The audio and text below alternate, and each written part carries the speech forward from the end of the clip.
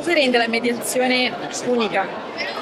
Beh, allora per me la mediazione umanistica è unica perché è partita da un incontro personale e parte sempre da questo incontro personale e è una mediazione che si fa in equipe, per cui in squadra. Quando incontriamo le persone siamo sempre minimo 3 mediatori e quindi c'è un lavoro, diciamo, d'orchestra, di accordatura del proprio strumento e accordatura con lo strumento degli altri mediatori per poter poi essere casse di risonanza per le persone che incontriamo. È uno strumento, lo è stato, perché anch'io come Sara ho avuto modo di incontrare la persona che ha permesso questo strumento, che è uno strumento antico ma estremamente moderno, ed è la possibilità di incontrare i propri conflitti e di aiutare gli altri a incontrare i loro conflitti e i conflitti che ci sono tra di loro.